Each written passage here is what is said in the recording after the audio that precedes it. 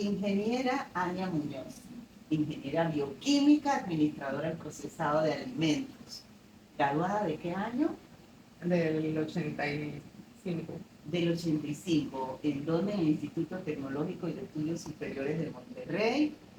Unidad Guaymas, Sonora. Unidad Guaymas, Sonora. Compartimos, vivimos juntas allá por espacio de unos meses, ¿verdad? O un año. Semestre nada más. Un semestre. Ay, pero Dios mío, pasó el tiempo. Estamos aquí conmemorando el Día Mundial de la Alimentación y por ahí mismo el Día del Ingeniero en Alimentos, aunque no hay una fecha estrictamente estipulada para Panamá. Nosotros queremos resaltar que el ingeniero en alimentos tiene una preponderancia hoy en día en todo lo relacionado con la salud del consumidor y en el procesamiento y tecnología de productos. Bueno, con respecto a la historia y a todo lo referente a la ingeniera Ania, hoy es la primera entrevistada en Foodwise Panamá, porque nació como deseo pues de resaltar a los primeros ingenieros, vamos a decir ingenieros en alimentos, somos carrera fin, que llegamos a Panamá. Entonces yo quiero que Ania nos cuente qué sintió al llegar a Panamá o desde México, o sea, qué es estudiar esta carrera tan fuera de lo común para ese tiempo. Bienvenida Damaris y Foodwise a mi casa. Bueno, número uno, yo creo que lo más importante fue seleccionar la carrera.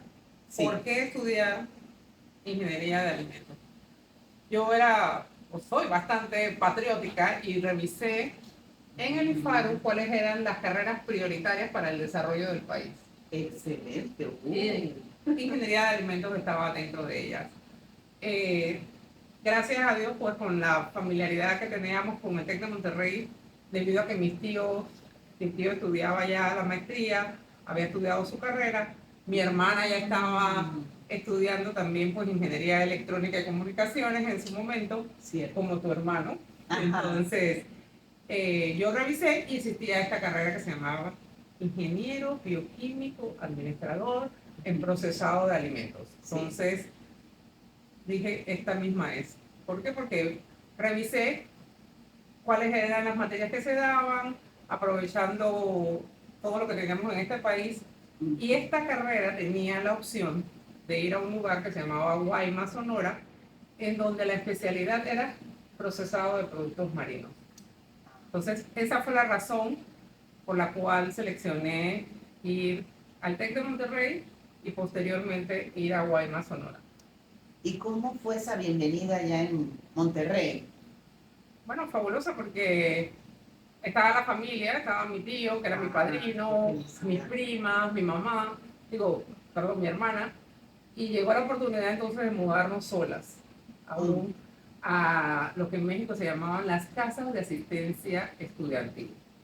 Que las casas de asistencia estudiantil normalmente pues es una familia que abre las puertas a un estudiante o un grupo de estudiantes en su casa. Pero la nuestra era diferente. La nuestra era una casa donde la señora vivía en una ciudad fronteriza llamada Matamoros, Tamaulipas. Y entonces nosotros teníamos una casa donde no teníamos una familia que nos supervisara. Entonces, pero nos mudamos allá con los hijos de la señora y con otros muchachos de esa ciudad, Matamoros. Y fue súper grato, o sea, nos las llevábamos súper bien. Estábamos en universidades diferentes, estudiábamos cosas diferentes, pero yo digo que tuvimos una buena hermandad dentro de la casa. ¿Se iban a pie a la universidad? A la universidad nos íbamos caminando. Recuerdo que en invierno había clases a las 7 de la mañana, así que había que empezar a caminar a las 6:30 de la mañana con un frío. Y bueno. El cielo negro. Oscuro todavía muchas veces, pero bueno, estaba cerca y daba esa facilidad de pues llegar caminando al TEC de Monterrey. Las materias comunes, ¿cómo era eso? Las materias con otros ingenieros de otras carreras. Bueno, nosotros estábamos en lo que se llamaba Aulas 1. Aulas 1 compartíamos con los ingenieros agrónomos. Exacto. Y también a veces íbamos a otras aulas que eran Aulas 3, donde llevábamos las carreras así tipo de eléctrica y instalaciones eléctricas y cuestiones más matemáticas que se llevaban allí, pero era una buena interacción con los agrónomos. Los agrónomos en el TEC de Monterrey eran algo especial, eran muy regionalistas y vestían de botas, vaqueros, sombreros, y entonces pues era bien pintoresco ver esta cantidad de gente vestida así, pero tengo una buena relación con los agrónomos, que son Sí, carreras que al final se tienen que compenetrar, ¿no? exacto. ¿Y cómo eran estos exámenes de álgebra? ¿Duraban una semana?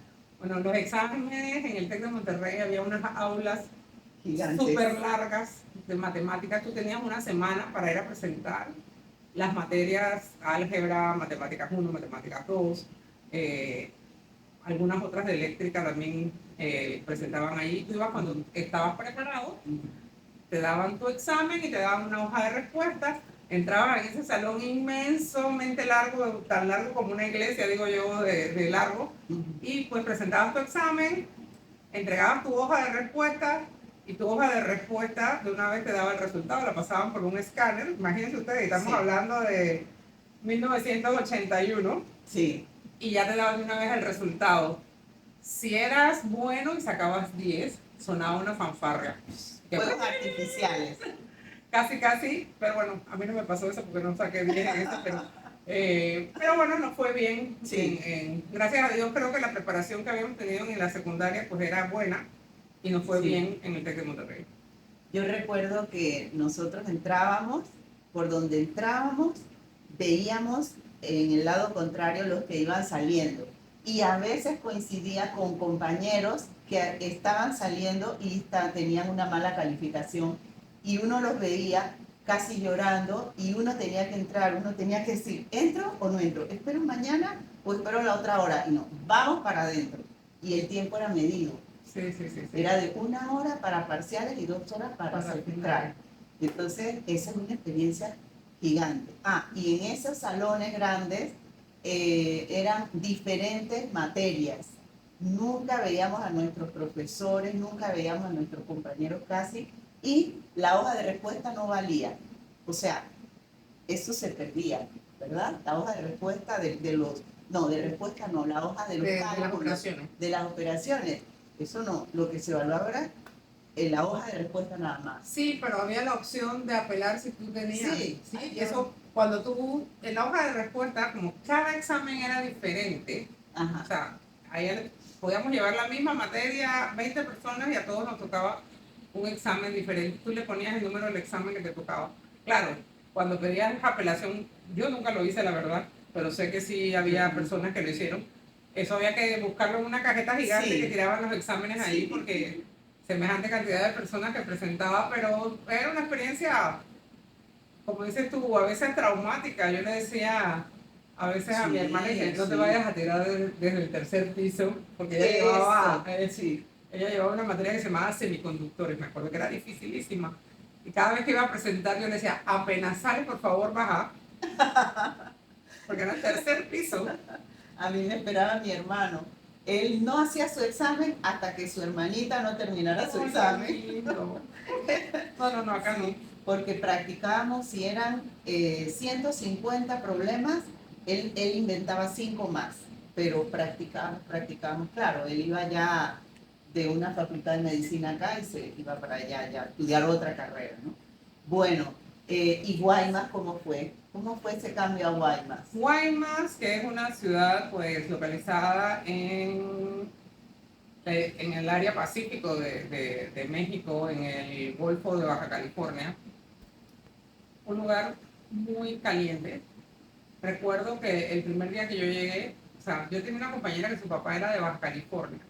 Entonces su papá fue y nos rentó una casa y la rentó por los 2 años que íbamos a estar en Guaymas. Así que si no nos gustaba la casa, estábamos listos para la foto, pero bueno. Eso no me lo sabía. Sí, nos rentó la casa por 2 años, por eso nosotros le pagábamos a Silvia Mónica. Pero la primera noche que yo llegué me tocó solita, y esa noche, pues Guaymas es prolongación del desierto de Arizona, donde pues las temperaturas son terriblemente calientes, 40 grados a la sombra, 45 grados a la sombra. Y recuerdo yo que esa noche fue la noche más fea de mi vida, porque hubo una tormenta eléctrica. Y yo jamás había visto, ni oído, ni vivido, ahora en Panamá las tenemos, que oímos truenos, relámpagos y no está lloviendo, pero yo nunca había visto eso. Y se fue la luz, y hacía tanto calor que yo me metía al baño y salía así mismo mojada y me acostaba con pijama y todo, llena, toda mojada del agua, porque era un calor espantoso, hasta el momento entonces que ya caía la lluvia y ya como que se relajaba. Pero Guaymas era bonito porque al final estábamos frente al mar, pero muy seco, muy, muy desértico, pues. Pero ya llegaron mis compañeras, ya llegaron todos los que veníamos de Monterrey, ya había gente que estaba allá. Al día siguiente ya estaba allá y bueno, ya empezó otra historia. La vida playera de ir a la universidad en shorts, chanclas, sandalias. Le decían Hawaiimas. Sí, le decían Hawaiimas. Todo el mundo creía que iba a estar como en Hawái. Sí, yo me iba en bicicleta, a veces a la clase, después en bicicleta a los aeróbicos, y los aeróbicos me quedaban frente a la playa. O sea que yo estaba haciendo ejercicio y se veía el vidrio y la olita cayendo. La casa donde estaba Marta y esa gente. Yo no recuerdo. Sí, yo fui, yo también fui. Y en esos tiempos se usaban, no eran estos vestidos que, ni pantalones, ni leggings que se usan ahora para ir a hacer ejercicio, se usaban unas mallas blancas con el body negro. Y como ballet. Ajá, como ballet. Y tenía un compañero que se asomaba y decía, mira, me parecen pandas ahí. Ay, qué malo, qué malo. Bueno, bien divertido. Se hacía mucho deporte y muchas actividades. Pero ¿cómo era que nos decían nosotras las petroladies? Sí, nosotros vivíamos en una barrera que se llamaba La Petrolera. La Petrolera, eran casas muy bonitas, era una barriada nueva. No sé por qué, hasta el sol de hoy no sé por qué se llamaba La Petrolera, la verdad. Pero no tenía calles pavimentadas porque la barriada era nueva. Pero nosotros nos decían las chicas de La Petrolera, pero también nos llamaban las peritas. Ah, sí, las periquitas. Pero el tema de las periquitas es un asunto que tiene que ver con su servidora. Porque yo tenía el pelo chinito así, o sea, como un afrito, aquí en buen panameño, el pelo rizado cortito. Y yo no sé si los que conocen las caricaturas de las periquitas, de Periquita. Periquita tiene el cabello enrulado, entonces como yo era la perica mayor, entonces todas ellas eran llamadas las pericas. No era porque habláramos, algo constar. Bueno, no sé, algunas sí, algunas sí. Pero bueno. Bueno, y entonces en Guaymas, ¿cómo era esto de las materias? O sea, los laboratorios en Guaymas, ¿cómo fueron? Bueno, los laboratorios en Guaymas, le contaba yo cuando tuvimos la oportunidad de dar clases en la tecnológica ya hace unos 7 años, creo que cuando inició la carrera. Los laboratorios, sobre todo el de carne, duraba todo el fin de semana. Nos daban un cerdo. ¿Un cerdo? Un cerdo completo, y tú tenías que, o sea, se iba rotando en los grupos y cada uno le tocaba hacer algo, un producto. A uno le tocaba hacer jamón, otro costillas inyectadas. Los jamones los hacíamos masajeados a mano. Después nos dieron una maquinita con una masajeadora, pero al principio no. Y pasábamos todo el fin de semana ahí, entre cocinar, marinar, ahumar, y luego durante la semana siguiente los productos debían ser vendidos dentro de la facultad para entonces generar el dinero para el laboratorio siguiente, que era otro cerdo. Y bueno, si hoy me tocó hacer costillas ahumadas, mañana te toca hacer jamón, pasado te toca hacer, qué sé yo, una paleta inyectada. Pero uno a uno hacíamos productos. O sea, sí, por grupo. Ah, por grupo. Ah. Por grupo. Ajá. O sea, digamos 5 grupos, en lo que equivale el destace del cerdo, y se iba rotando la producción de los productos. Eso era el laboratorio de carne. Sí. En el laboratorio de procesado de alimentos 1, que era un laboratorio que iba viendo más bien por técnicas de proceso, embutidos.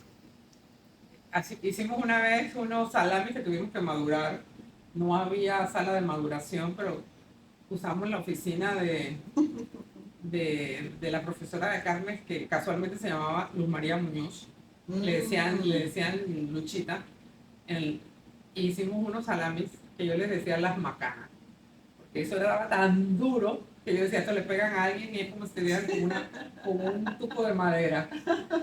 Pero fue interesante porque vas viendo. Morcilla, hicieron morcilla. Nosotros No, hicimos morcilla morcilla. no, pero sí hicimos ensilaje de pescado, me acuerdo que hicimos.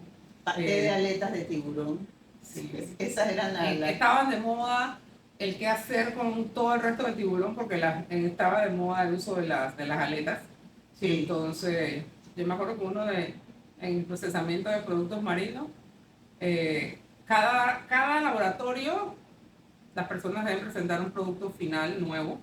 Y yo me acuerdo que yo presenté mi pie de tiburón, así como si fuera un pie de pollo, pero hecho con tiburón.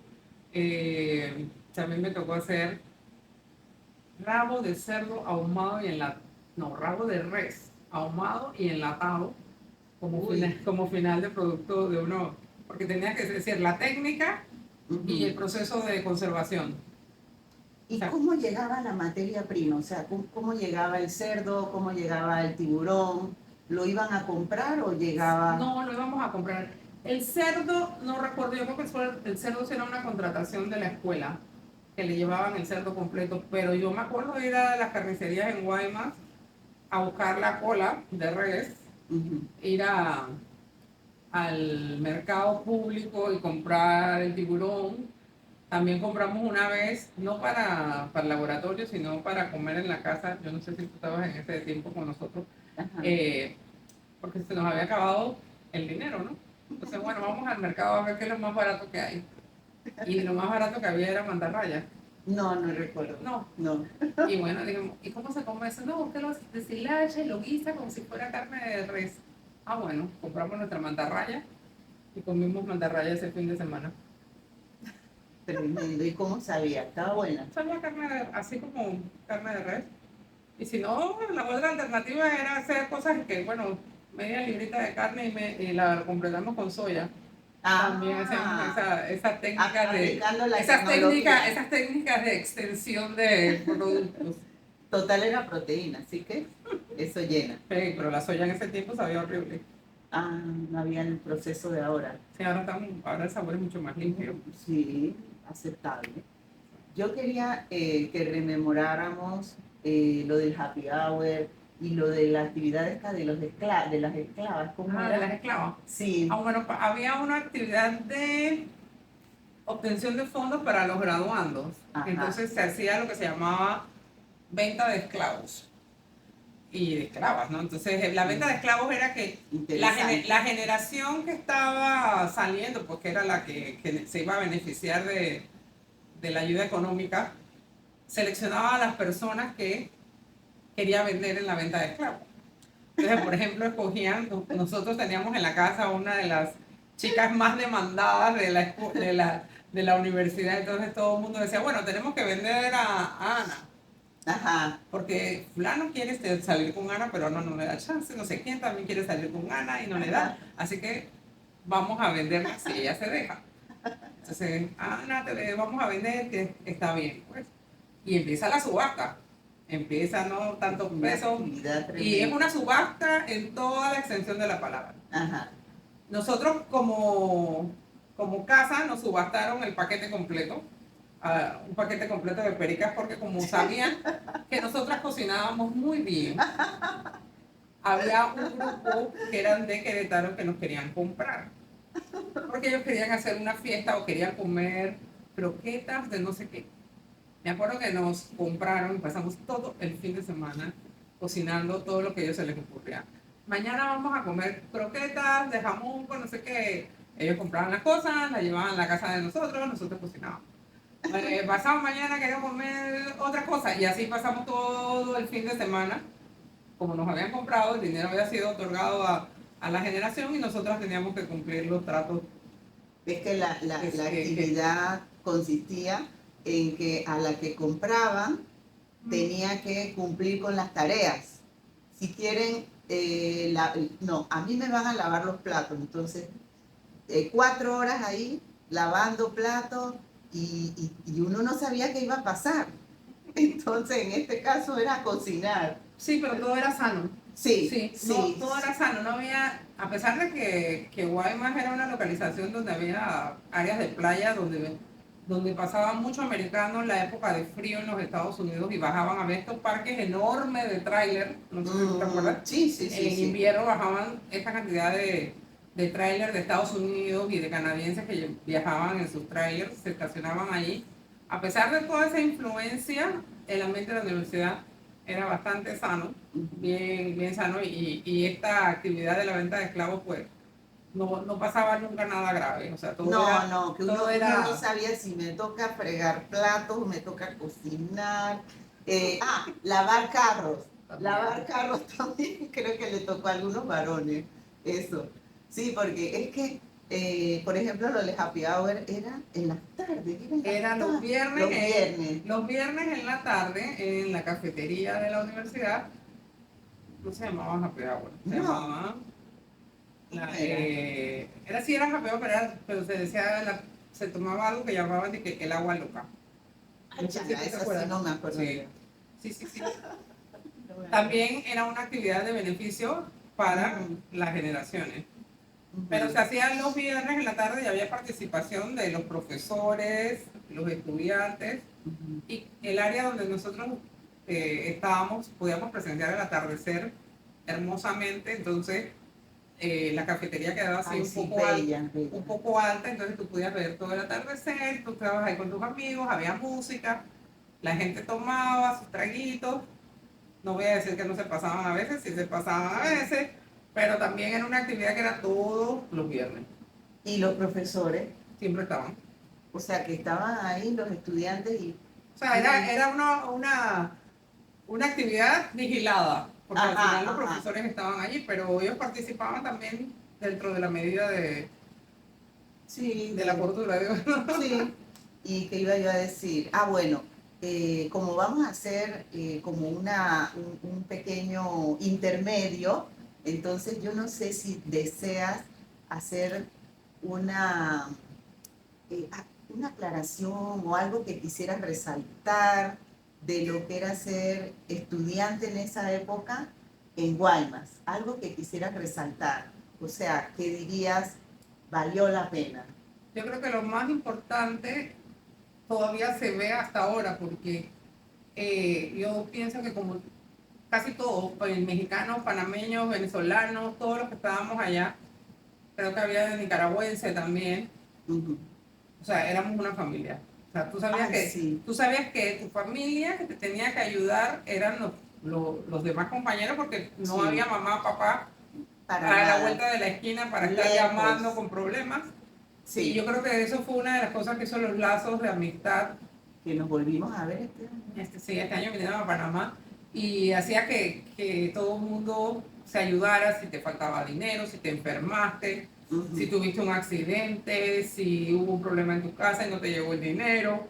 O sea, era una hermandad muy, muy fuerte. Sí, Y lo otro que yo puedo, como extranjera, sí, recordar es que el apoyo de los papás de las compañeras de la ay, casa. sí, ay, O sí, sea, o sea, ellos velaban por nosotras. Es que, sí, ¿qué van a hacer Semana Santa? No, señora, usted véngase para acá. Usted no va para ningún otro lado. Y siempre te ajá, apoyaban y eso era bonito. sí, sí. En Querétaro, vamos a decir que ahí se fueron viendo mis primeros síntomas de lo de la tiroides y entonces se enteró el papá y la mamá se llama Benjamín Cortés, casualmente mi apellido, y ellos, venga para acá, y me llevaron a dormir allá porque yo no me podía quedar solita para que me hicieran los exámenes, cosas que uno nunca olvida, ¿no? Y la verdad que eso nunca yo lo cambiaré con respecto a estudiar en el propio país. O sea, cuando uno estudia en el país, está ahí mi mamá, mi papá, pero cuando uno está allá, uno dice, uy, tengo que aprender también a manejar el presupuesto. Esa también es otra cosa. Y lo otro es eh, el entender que aunque teníamos costumbres un poco diferentes, por ejemplo, lo del chile, que pica, ellos nos respetaban. Ellos nos respetaban en que, bueno, No. si tú no comes más allá, bueno, no le pongas tanta salsa. O si yo quería un día ay, descansar del chile, les hacía patacones. Ya, listo. Esto es Se patacones les y esto cansaron de es... los frijoles. Y esto es lo que se come en Panamá. Bueno, ingeniera Ania, muchas gracias porque vamos a continuar, pero vamos a hacer un receso, nuevamente resaltando y conmemorando el Día del Ingeniero en Alimentos y el Día Mundial de la Alimentación. Foodways Panamá va a seguir con estas entrevistas.